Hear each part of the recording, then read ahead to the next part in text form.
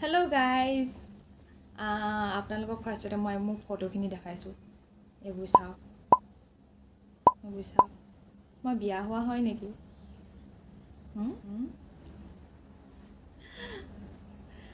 মই বিয়া হোৱা হয় নে নহয় সেইটো আপোনালোকে এই ভিডিঅ'টোত গম পাব। গতিকে আহক এই ভিডিঅ'টো ষ্টাৰ্ট কৰোঁ আৰু চাওঁ আজি মই বিয়া হোৱা হয় নে ছিংগল হয় নে কি কৰি আছোঁ, কি হয়, সকলোবোৰ এই ভিডিঅ'টোত গম পাব। আহক ভিডিঅ'টো আগলৈ চাওঁ।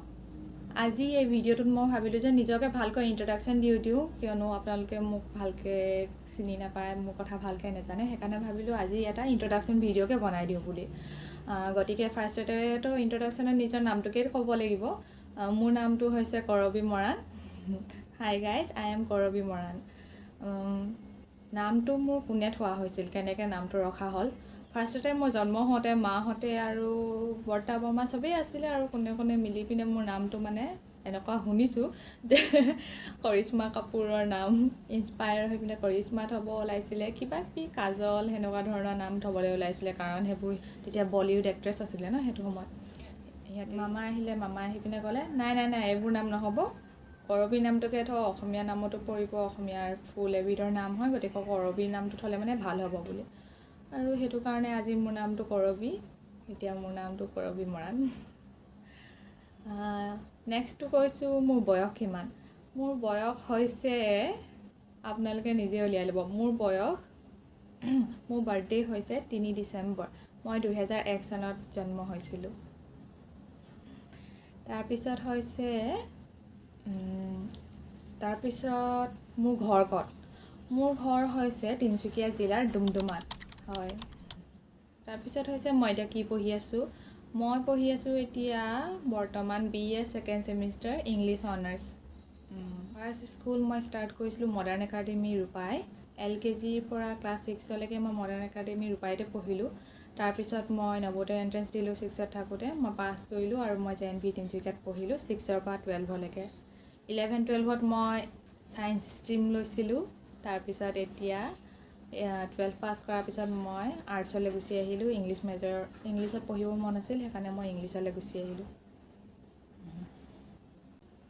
তাৰপিছত আহোঁ ঘৰৰ কথা ক'বলৈ। ঘৰত এতিয়া বৰ্তমান মই মা আৰু দেউতাই থাকোঁ। মোৰ বা দুজনী আছে, বা দুইজনীয়ে বিয়া হ'ল। ডাঙৰ বা বিয়া হৈছে সোণাৰী চৰাইদেউ ডিষ্ট্ৰিক্টলৈ আৰু সৰু বা বিয়া হৈছে পানীতোলালৈ। ডাঙৰ বা বিয়া হোৱা প্ৰায় 10 বছৰে হ'বলৈ হ'ল আৰু ডাঙৰ বাৰ এতিয়া ল'ৰা এটা আছে, 7 বছৰ হৈ আছে।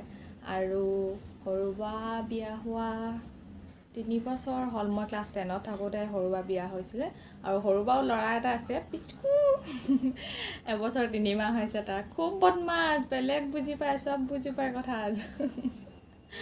তাৰপিছত হৈছে মই মৰাণ নে আহোম।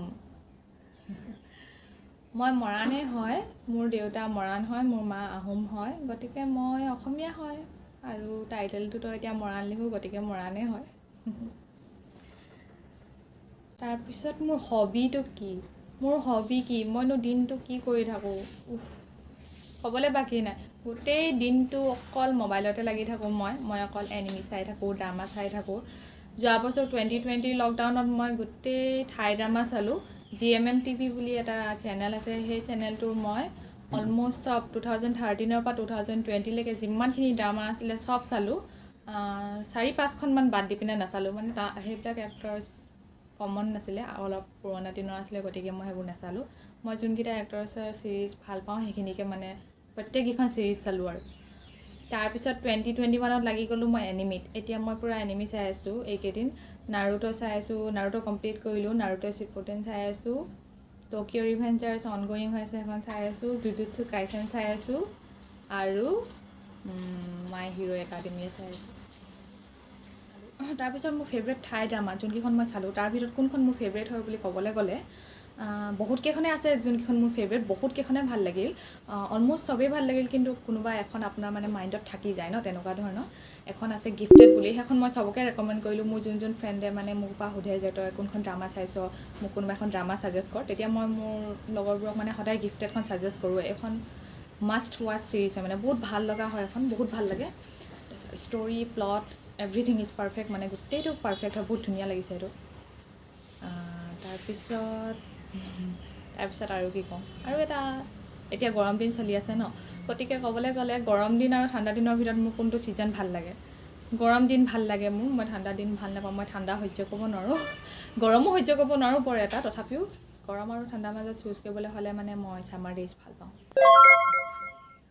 আজিৰ ইণ্ট্ৰডাক্টৰী ভিডিঅ'টো মই ইয়াতে শেষ কৰিছোঁ। আপোনালোকে যদি মোৰ বিষয়ে আৰু কিবা জানিব বিচাৰে তেনেহ'লে কমেণ্টত সুধিব পাৰে, আপোনালোকে কমেণ্টত নিজৰ কুৱেশ্যনখিনি দি দিব পাৰে, তেতিয়া মই নেক্সট ভিডিঅ'টো আপোনালোকক মোৰ বিষয়ে আৰু অলপ জনাব পাৰিম।